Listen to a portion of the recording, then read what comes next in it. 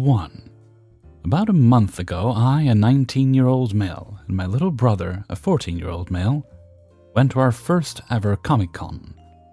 I started getting into the nerd and weeb groups about a year ago, and have loved all the amazing content from the comfort of my home.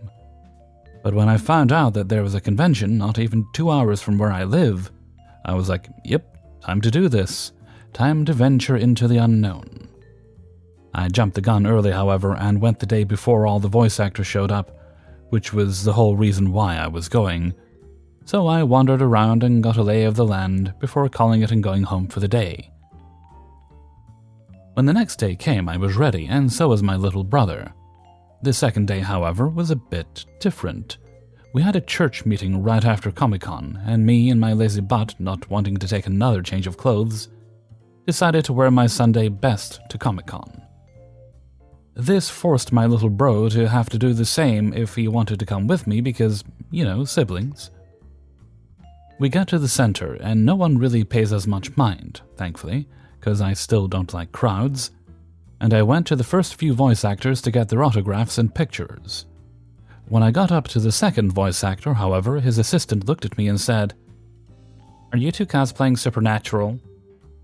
I kind of gave him a flat stare of confusion and said, "No, we're going to church after this."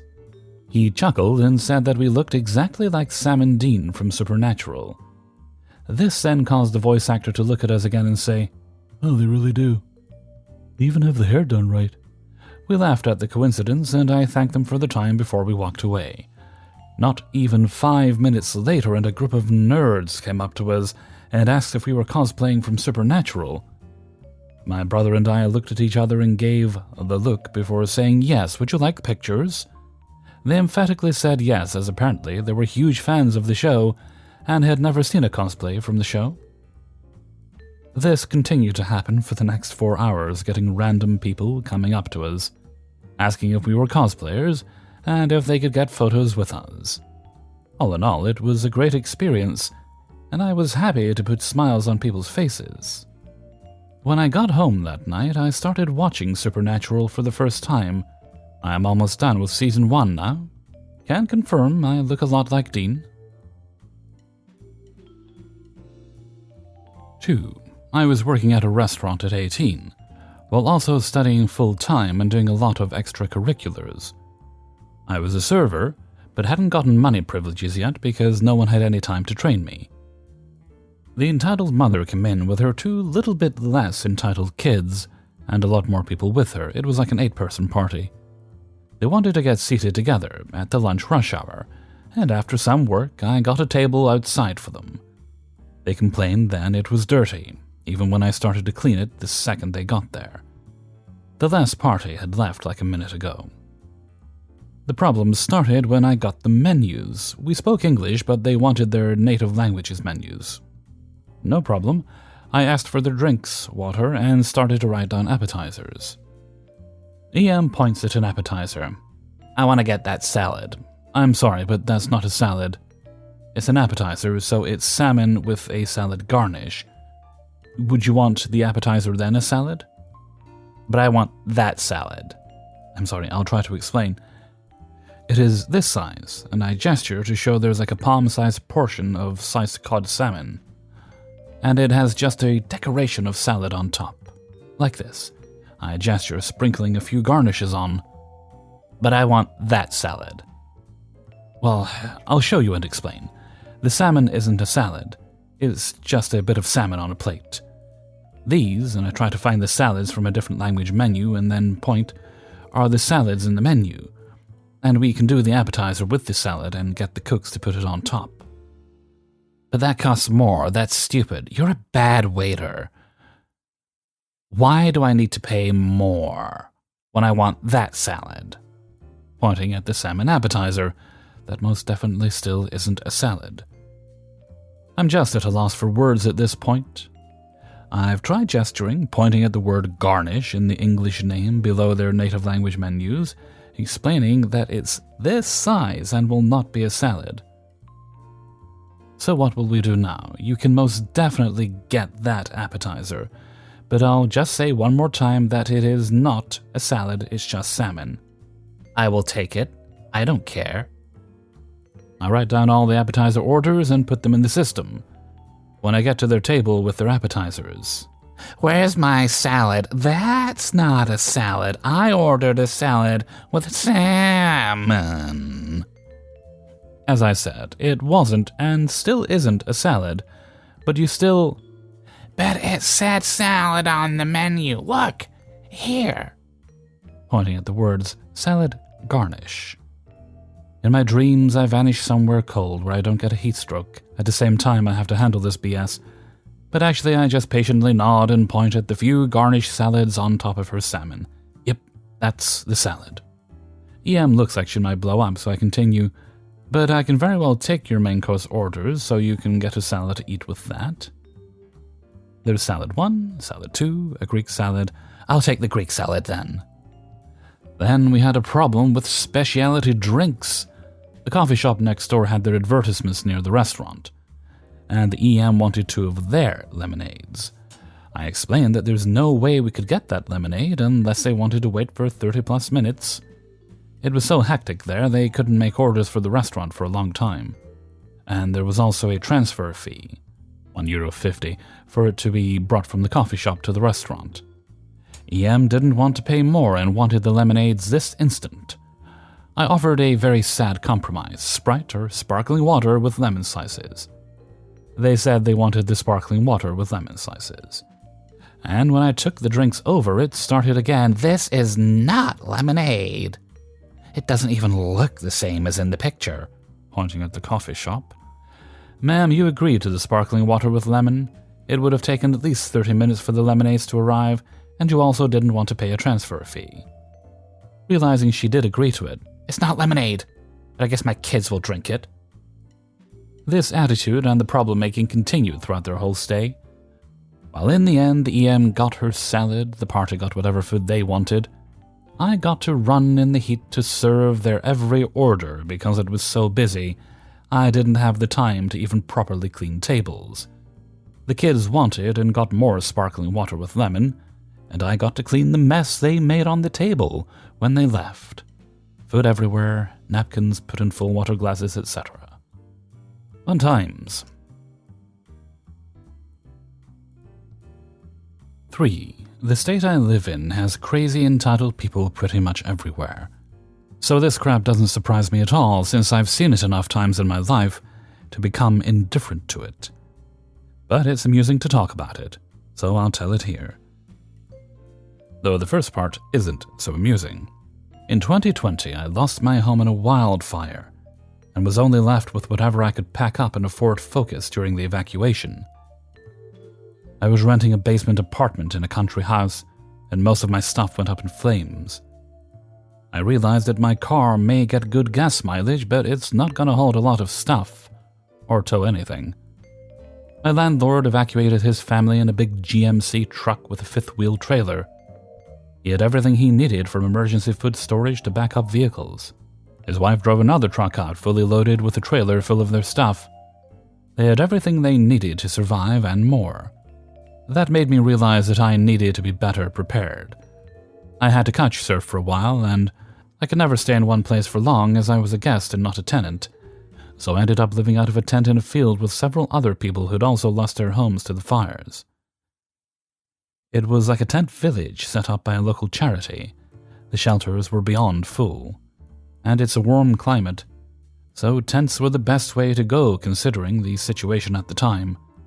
I managed to get a used but decent-sized tent and basically furnished it like a tiny apartment with a cot, a small table, and some chairs. I even housed a poker night in it a few times, though I tried to make sure I didn't leave anything worth stealing in it when I went to work. I was still going to work almost every day, and even volunteering for extra shifts. I was saving money since I wasn't paying rent living the tent life, and I made up my mind to keep saving to one day buy a truck of my own. Because of this situation with the wildfires or some other disaster ever happened again, I need to be better prepared. Move on to just a few months ago. I put down over a year's worth of savings to buy a used Chevy Silverado 1500 with a canopy already on it. It's got a few dents and a big diagonal scratch across the hood. and the paint is a bit weather-worn. But so what? It had a good bit less than 100,000 miles on it, and a list of recent repairs that included a new radiator. I spent a year living as cheaply as possible to save as much as possible. I wanted a truck and a camp trailer in case the fires ever come back. Some people have tried to call me a hoarder for picking up the stuff off the side of the road and using it. But I don't keep that stuff at my apartment. In fact, I keep almost minimal furniture. Some remark that my apartment looks like it was just moved into, as I still keep some of my stuff packed in boxes. I want to be able to pack and leave fast if I have to, especially since the world only seems to be getting worse right now. I bought the truck, an ironically silver Silverado. I bought it off a man who looked to be in his 50s that said he has a bad back and can't use it anymore, and gave me a steal of a deal when I came to get it by dropping the price by $1,000 because he felt I was clearly in love with it. And I am. I'm very happy with the truck. She drives like a dream, a big, heavy dream, but still a dream. And she was clearly underdriven by the previous owner, and it's still not at 100,000 miles. I still kept my old Ford Focus though, that way my fuel costs won't skyrocket. Now, let's go to what happened a few weeks after I bought the truck.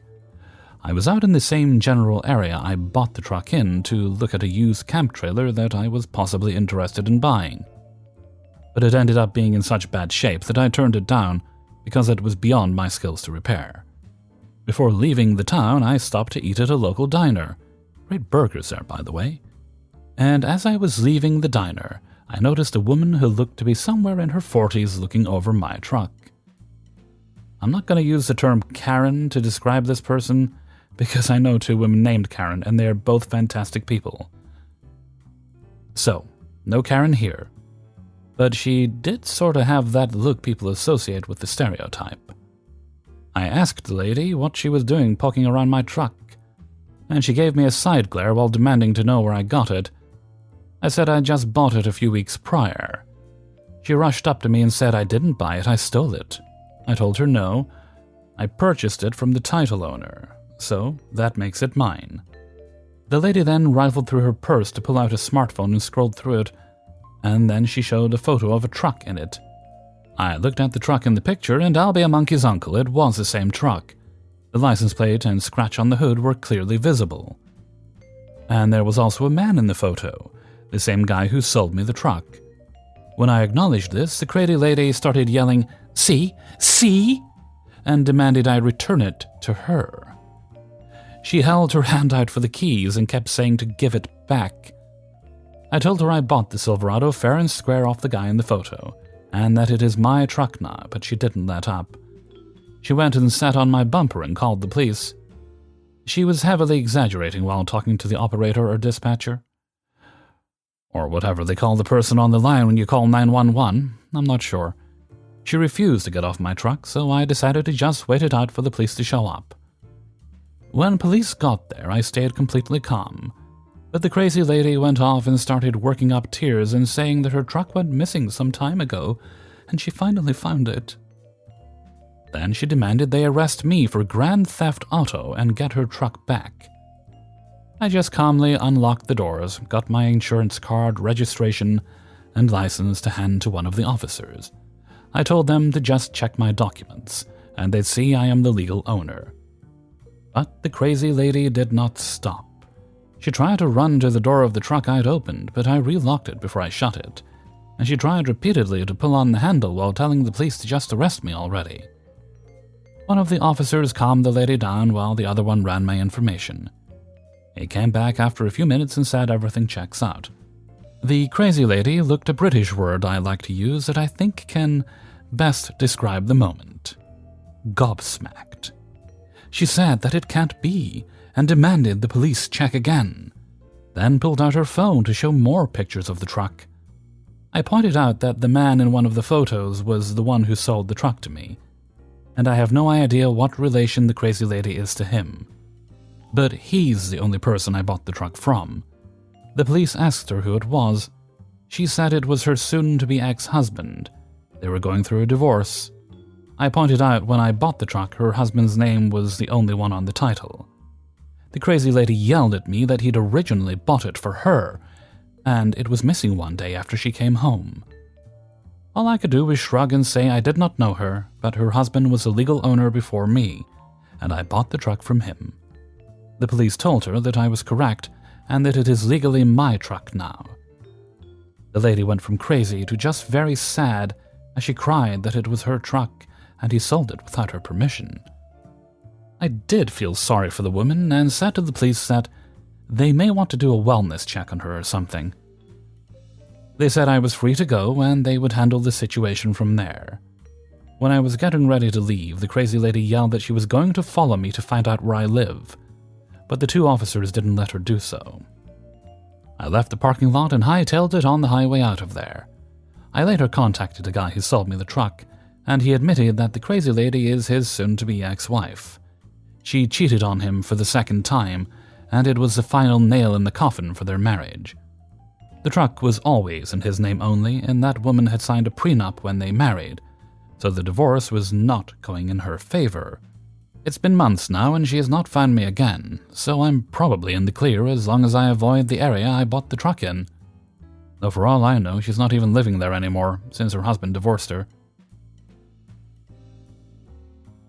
Now, it has been suggested I might need new plates and paint, so I've started putting money off to the side for that.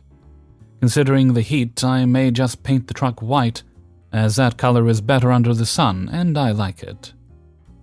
I've already ordered a home dent puller kit to try and undo some of the dents on the body myself.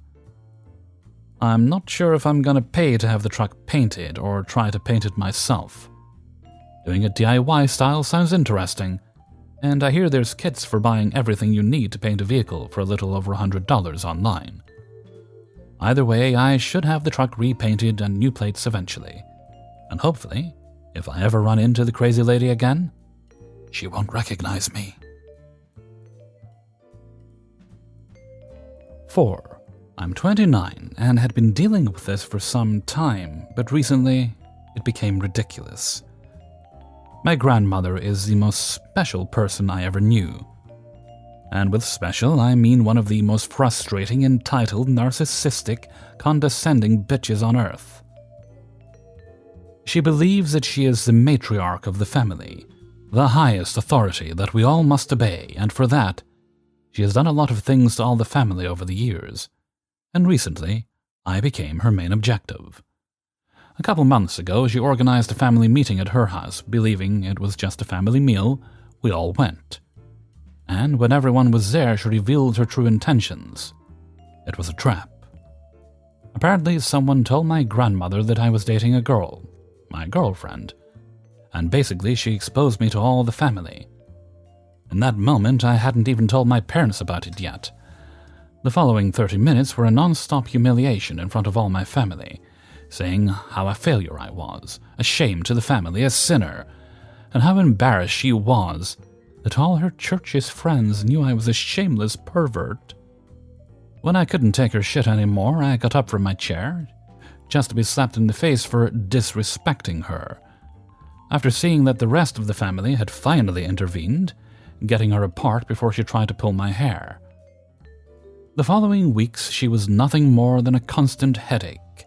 Endless calls and text messages telling me such beautiful things as that I will burn for my sins, that I was a disgrace, that I should stop fooling around and correct my life. She even lectured my parents, demanding that they correct me, to make me quit my job and find a husband, because that was the right thing to do and what you should be doing. Also, she took every chance she got to say how evil and selfish I was for ruining her good image. Last Saturday, she outdid herself. While I was in my apartment, there was a knock on my door, and when I opened it, I saw it was her. By that point, I was no longer trying to hide my displeasure for her, and I just said, it's you, what do you want?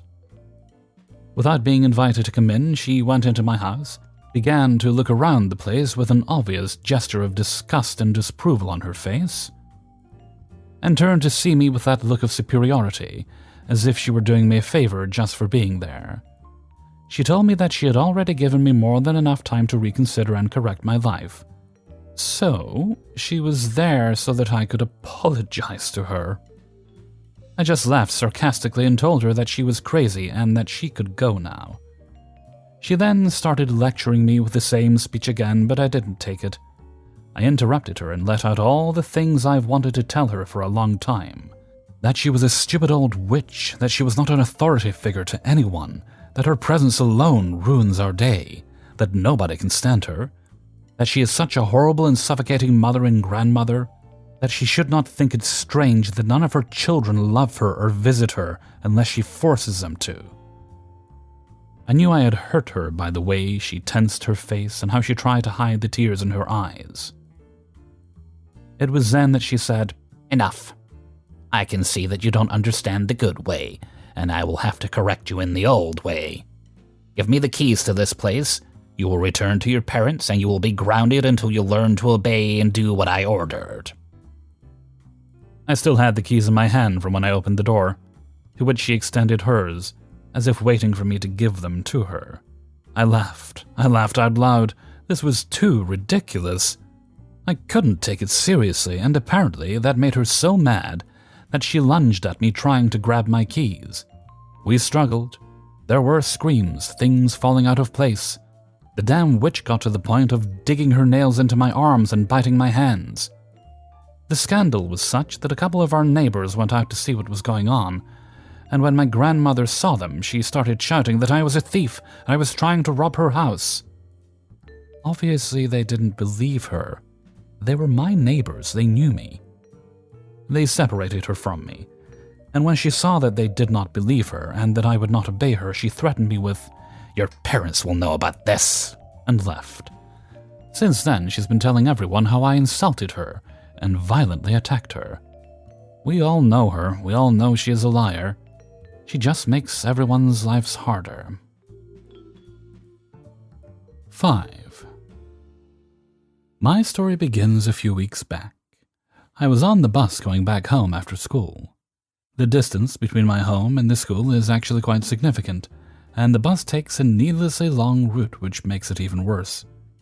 So I was dozing off when this lady, our entitled person, gets ready to go into the bus. The following discussion between the bus driver and the entitled person starts. "Ma'am, you aren't wearing your mask."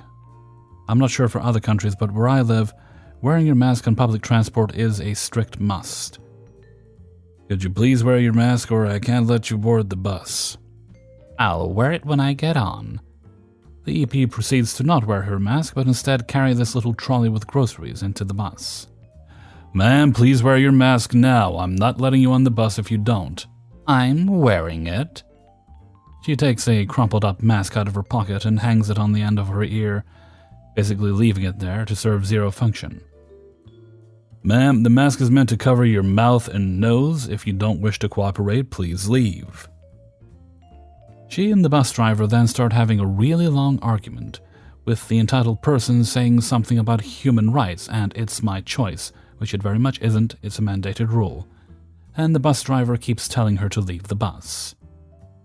EP looks around and realizes that no one is supporting them, and the whole bus is just waiting for this pointless argument to be over for the bus to start moving.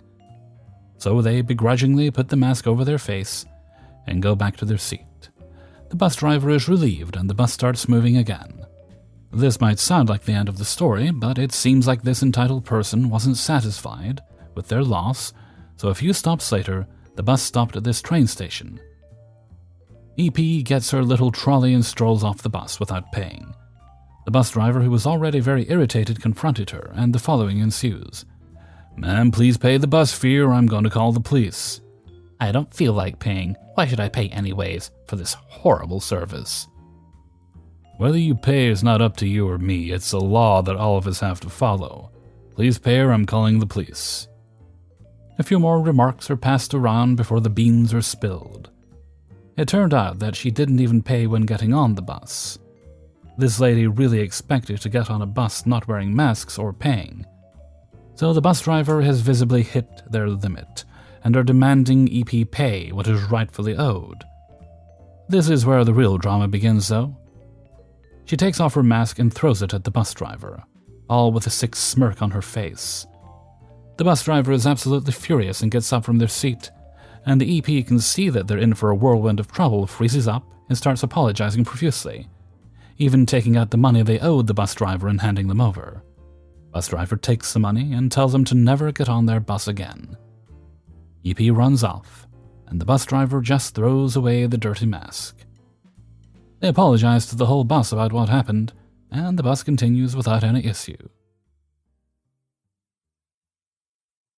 Hey everybody, Hellfreezer here, and thank you very much for listening to Idiots in the Wild, episode 82. And thank you very much to everybody who allowed me to use their stories in this video. Before you go, if you could please boop the like button and share the video with friends and family members. And thank you very much if you choose to do so. Okay, let's see. I think we have a little shout out to do today. Goes to the author of the final story there. And they have a YouTube channel. And that channel is called Foreign Peanuts. I'll leave a link to it in the description. And thank you very much for letting us use your story. Okie doke, now before we go, let's have Hellfreezer's question of the day. And today's question is: things you do that other people find very unusual. It could be a foodstuff you like to eat, it could be just something you do, the way you make your tea or whatever. Something that's normal for you, this is just a bit of fun, so let's not get heated, and it's very unusual for everyone else, like people that make tea by boiling the water in the microwave. Or those lovely folks that put the milk in the cereal bowl first. Why? Or, and I'm guilty of this one, and I understand why it makes more sense the other way, people who put the milk, when they're making tea, in the mug with the sugar in the tea bag first, then add the water. And I get why it makes sense adding it later, because it cools me. It's fine. But do let me know what your little quirks are that you're willing to share, and leave them in a comment below. Okay, and with that, I'm going to head off for now. So until next time, thank you very much for listening, and take very good care of yourself.